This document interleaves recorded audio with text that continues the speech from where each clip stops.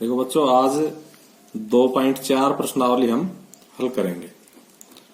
तो इसके सवाल है, एक बार आप देख लो और पहला सवाल सुन भी लो आप। अमीना एक संख्या सोचती है, वह इसमें से 5/2 घटाकर परिणाम को 8 से गुणा करती है। अब जो परिणाम मिलता है वह सोची गई संख्या की तिगुनी है, वह सोची गई संख्या ज्ञात कीजिए। तो देखो लास्ट में जो स्टेटमेंट होता है ना, हम उससे अपनी संख्या को मान लेंगे। इसमें जो लास्ट में पूछा उसी को मान लेंगे। वह सोची गई संख्या ज्ञात कीजिए। तो हम शुरुआत करते हैं, लिखेंगे माना सोची गई संख्या।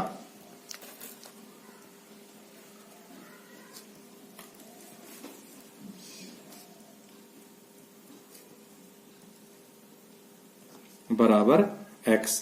और अब हम उस प्रश्न को एक बार तो आपसे पढ़ के सुनाई दिया, पढ़ते जाएंगे और समीकरण बनाते जाएंगे। तो देखो क्या कह रहा है कि वह इसमें 5/2 घटाकर, इसमें से 5/2 घटाकर, यानी कि सोची गई संख्या में से, सोची गई संख्या में x मान ली, इसमें से 5/2 घटाकर, ये देखो 5/2 घटा दिया। जैसे प्रश्न कहता जाए वैसे करते जाओ। परिणाम को, ये परिणाम आ गया, जो भी घट के आएगा ये इसका परिणाम हो गया, रिजल्ट हो गया। 8 से गुणा करती है, इसको किससे गुणा करती है? 8 से गुणा करती थी, 8 से गुणा कर दिया। अब जो परिणाम मिलता है वो सोची गई संख्या का 3 गुना। ये जो है, ये जो संख्या हमने सोच रखी है, इसका कितना है? 3 गुना, अर्थात इसको 3 से गुणा कर देंगे तो ये बराबर हो जाएंगे। इस प्रकार ये हमारी समीकरण बन गई। अब हम इस समीकरण को हल करेंगे, और हल करने का वही तरीका जो हम पिछले 2.1 और 2.2 और 2.3 में सीख चुके हैं, कोई नया तरीका नहीं है। तो देखो पहले इस 8 को ब्रैकेट में मैं गुणा कर रहा हूं, तो 8 को x से गुणा किया तो 8x, और ये माइनस का निशान लगा लो। 8 को 5/2 से, देखो मैं तुम्हें यहां गुणा करके दिखा रहा हूं, 8 गुणा 5/2। देखो 5/2 के आगे माइनस है, वो तो हमने पहले लगा दिया, तो यहां लिखने की जरूरत नहीं है उसको। 2 चौकू 8 और 5 चौकू 20, इस प्रकार से कितना आ गया? 20 बराबर 3x। अब देखो इस 3x को इधर ले आएंगे, 20 को इधर ले जाएंगे, यानी कि पक्षांतरण कर देंगे। तो 8x, 3x इधर आके घट जाएगा और 20 उधर आके प्लस का हो जाएगा। इस प्रकार से हमारे पास क्या आ जाएगा? 8x में से 3x गए तो 5x बराबर 20। हमें तो x चाहिए, इसलिए 5 यहां से उधर जाके क्या हो जाएगा? भाग, और कितना आ जाएगा? 5 चौकू 20। तो हमसे क्या पूछा था कि सोची गई संख्या ज्ञात कीजिए, वो हमने x मानी थी, और x का मान कितना आ गया? 4 लिखेंगे, इसलिए सोची गई संख्या बराबर 4।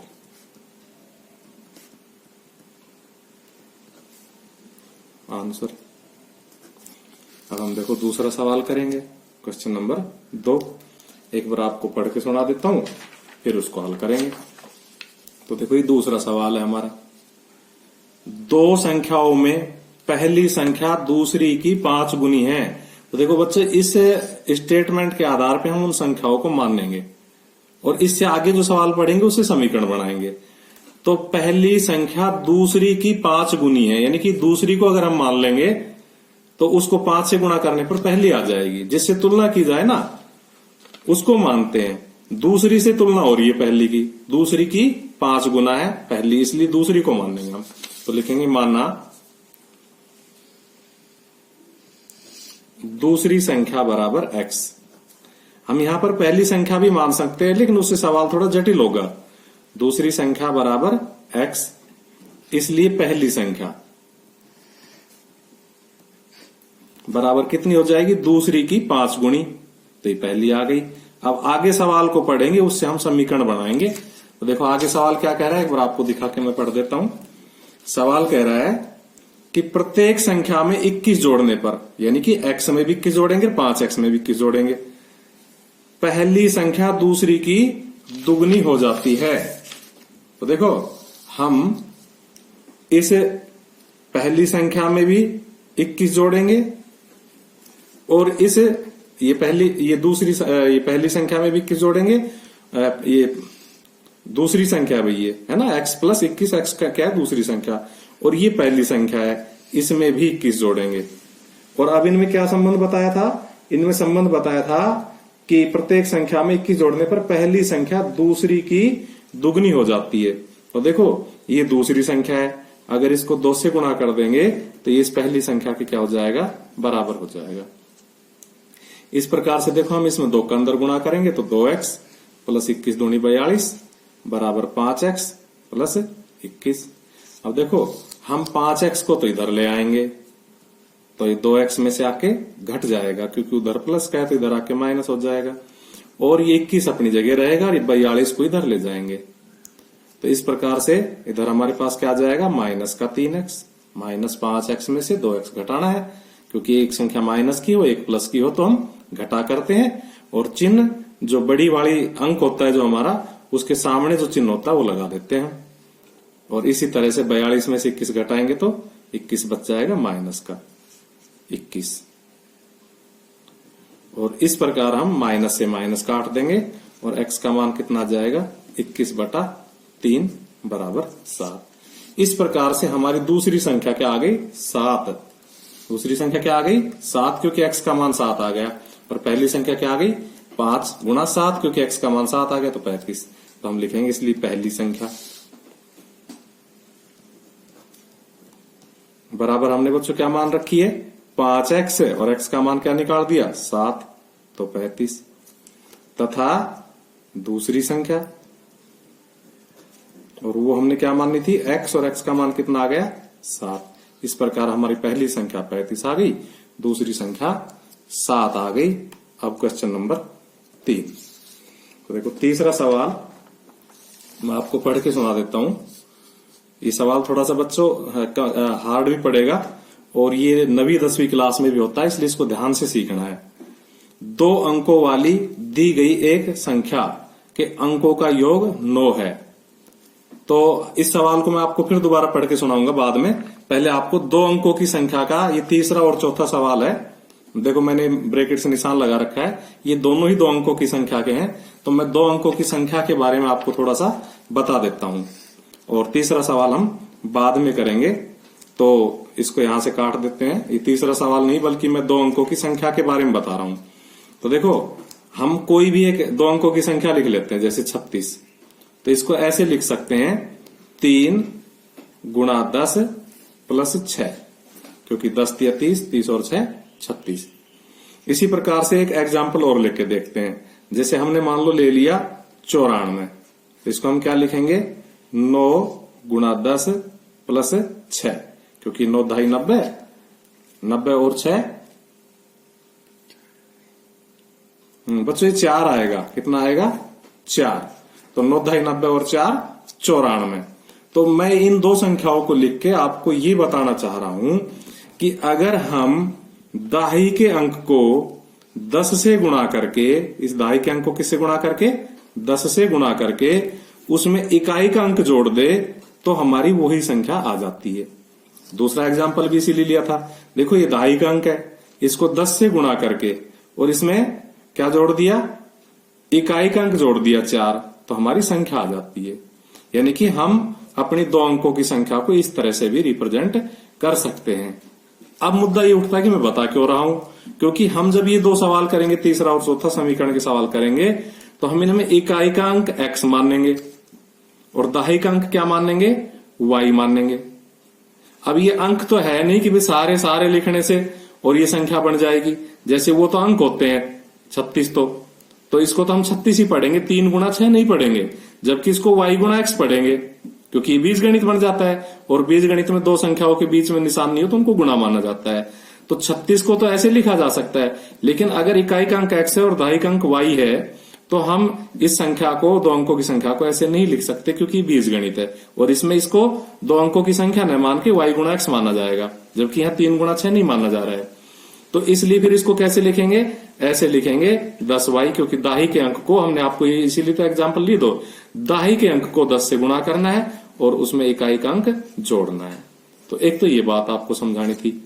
दूसरी देखो बच्चों, जो इस तरह का जो सवाल देगा वो हमसे, तो अंकों का क्रम जरूर पलटवाएगा, यानी कि 36 का जो क्रम पलटेंगे तो क्या बनेगा, 63।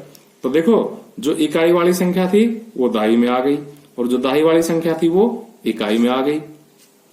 इस तरह से अब इसको कैसे लिख सकते हैं, 10 गुणा 6 प्लस 3।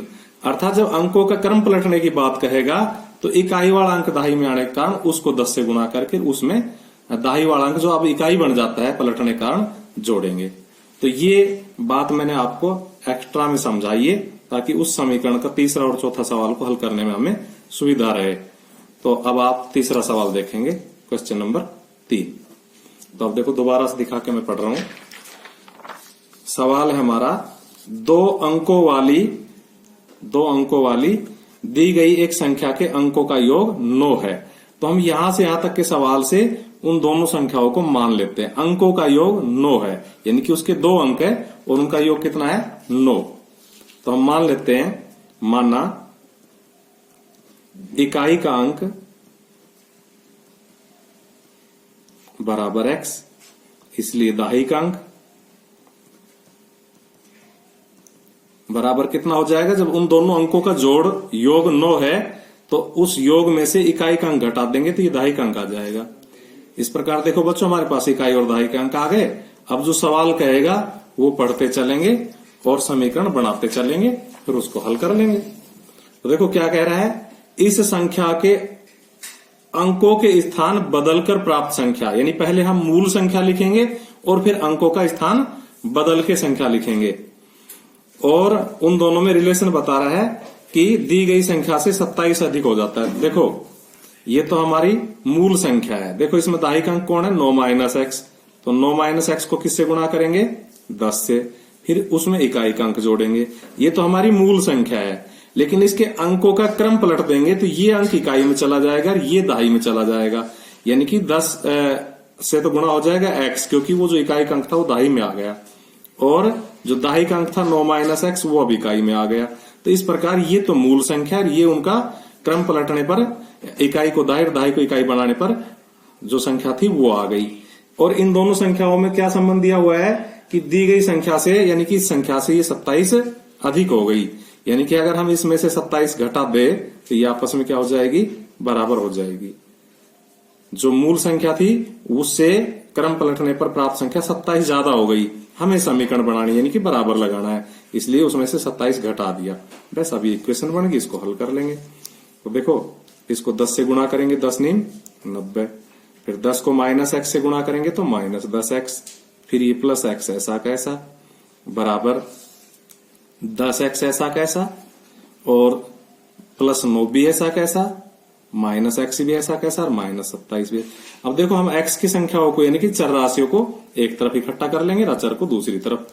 तो माइनस 10x प्लस 1x बराबर माइनस 9x। इसी प्रकार देखो ये 10x प्लस का माइनस का x, तो प्लस का 9x, वो प्लस का 9x इधर आके माइनस का 9x। इसी प्रकार देखो ये 27 माइनस का, ये प्लस का 9 तो माइनस का 18, और ये 90 उधर जाके कैसा हो जाएगा, माइनस हो जाएगा। इस प्रकार देखो बच्चों इधर तो हमारे पास आ गए माइनस 9x और माइनस 9x माइनस 18x, और उधर माइनस 18 और माइनस 90 माइनस का 108। माइनस से माइनस कट जाएगा और x बराबर आ जाएगा 108 बटा 18। तो कितना आ जाएगा बच्चों, 18 छिकी 108। तो इस प्रकार से हमारे पास क्या आ गया, इसलिए इकाई का अंक हमने क्या मानना है बच्चों, इकाई का अंक हमने मानना है 6, इसलिए इकाई का अंक कितना हो गया 6, क्योंकि हमने वो x माना है, x का मान 6 आ गया। तथा दाही का अंक, और वो हमने कितना माना है बच्चों 9 माइनस एक्स, तो x का मान 6 रख दो तो 9 माइनस 6 बराबर 3। इसलिए संख्या कितनी हो जाएगी, इकाई की जगह इकाई रख दो, दाही की जगह दाही रख दो, 36 आंसर। अब हम करते हैं क्वेश्चन नंबर 4। तो चौथा सवाल भी 2 अंकों की संख्या का ऐसा ही सवाल है, और उसको भी आप ध्यान से समझेंगे। ये दोनों ही सवाल, इस तरह के सवाल आपको 9वीं और 10वीं क्लास में भी हल करने को मिलेंगे, तो इनको ध्यान से समझोगे आप। तो चौथा सवाल मैं आपको एक बार दिखा के पढ़ देता हूं। देखो 2 अंकों वाली दी गई एक संख्या में, हमसे 2 अंकों की संख्या दी गई है, उसमें एक अंक दूसरे का 3 गुना है। देखो इसमें एक अंक दूसरे का 3 गुना लिखा है, इकाई और दाही का हवाला नहीं दिया है। तो इकाई का भी दाही का 3 गुना हो सकता है और दाही का भी इकाई का 3 गुना हो सकता है। तो हम किसी एक को इकाई अंक मान लेते हैं और उसका 3 गुना दहाई का कैसे भी कर लेंगे इसको। तो क्या लिखेंगे, माना इकाई का अंक बराबर x, इसलिए दहाई का अंक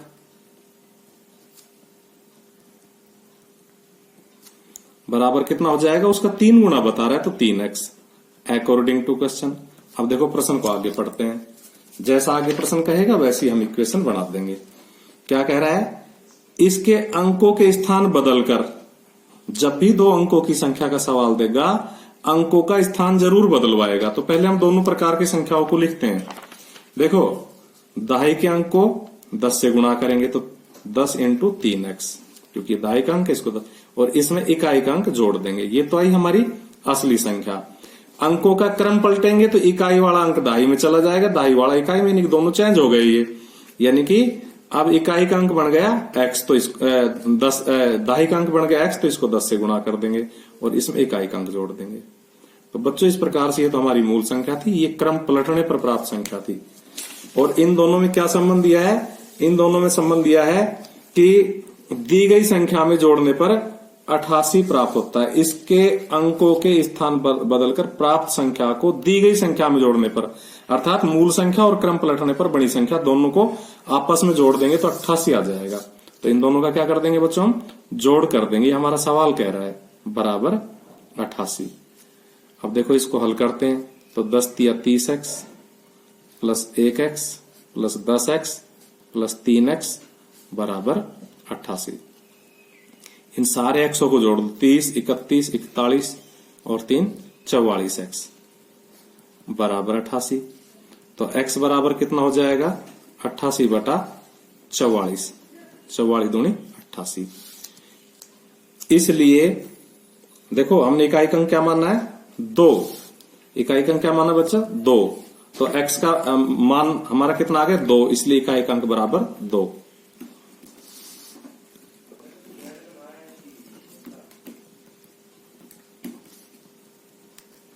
तथा दहाई का अंक बराबर हमने कितना मान रखा है, 3x, और x का मान कितना आ गया, 2 बराबर 6। देखो बच्चों ये हमने इकाई और दहाई के अंक मानने में हमें सुविधा रही, क्योंकि हमें पता था कंफर्म कि कौन सा इकाई का है कौन सा दहाई का है। तो ये दहाई का था, इकाई का था। लेकिन उसने सवाल में एक संख्या और दूसरी संख्या कही है, तो हम इसको इकाई का मान के इसको दहाई का मान के भी संख्या बना सकते हैं और उल्टा करके बना सकते हैं। तो लिखेंगे इसलिए संख्या बराबर, अगर हम इकाई का अंक 2 ले ले और दहाई का अंक 6 ले ले तो 62। लेकिन अगर हम इनको उल्टा मान लेते हैं तब भी हमारे सवाल होते हैं। तो हम लिख सकते हैं या 2 को दहाई में मान सकते हैं, 6 को इकाई में, 26 भी इसका उत्तर लिख सकते हैं। क्योंकि हमें सवाल में इकाई और दहाई का अंक फिक्स नहीं दिया है, बल्कि एक संख्या और दूसरी संख्या दी है। 5वां सवाल देखो, 5वां सवाल देखो, सोबो की मां की आयु, सोबो की आयु की 6 गुनी है। तो यहां से हम समीकरण का जो है मान लेंगे, दोनों की आयु मान लेंगे, सोबो की और उसकी मां की, और उससे आगे के सवाल से समीकरण बनाएंगे। तो पहले हम दोनों की आयु मान लेते हैं। तो देखो क्या कह रहे हैं, सोबो की आयु की 6 गुनी है। माना सोबो की आयु बराबर x, इसलिए मां की आयु बराबर 6 गुणी है सोबो से, इसलिए 6x अकॉर्डिंग टू क्वेश्चन। सवाल के एक हिस्से को पढ़ के समीकरण बनाते हैं, दूसरे हिस्से से मानते हैं, या पहले हिस्से से मानते हैं दूसरे से समीकरण बनाते हैं। वो हम अपनी सुविधा देख लेते हैं। आगे कह रहा है 5 वर्ष बाद, तो दोनों में ही 5-5 वर्ष जोड़ देंगे, यानी कि x में भी 5 जोड़ देंगे और 6x में भी 5 जोड़ देंगे, क्योंकि 5 साल बाद दोनों ही 5-5 साल बड़े हो जाएंगे। 5 वर्ष बाद सोबो की आयु उसकी मां की वर्तमान आयु की 1/3 हो जाएगी। देखो मैंने कह तो दिया सवाल को बिना पढ़े कि वे दोनों में 5-5 जोड़ देंगे, लेकिन जो सोबो की आयु उसकी मां की वर्तमान आयु से संबंध बताया गया है, तो उसकी मां की जो वर्तमान आयु उसमें हम नहीं जोड़ेंगे 5, क्योंकि सोबो की ही आयु 5 वर्ष बाद कैलकुलेट करनी, मां की आयु सवाल में वर्तमान ही दी गई है। तो हम लिखेंगे अकॉर्डिंग टू क्वेश्चन क्या कह रहा है, 5 वर्ष बाद। तो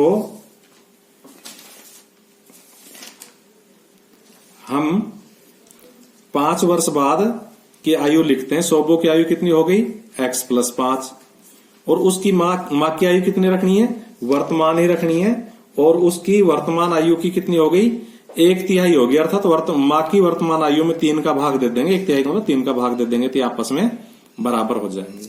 इस प्रकार से समीकरण बन गई हमारी। अब हम इस समीकरण को हल कर लेंगे। तो देखो ये 3 है ना, इसके बटे 1 मान के इसको वज्र गुणा कर दो इससे, और 6x को इससे गुणा कर दो, तो 6x से कम 6x बराबर, इसको 3 से गुणा करेंगे तो 3x, और 3 पंजे 15।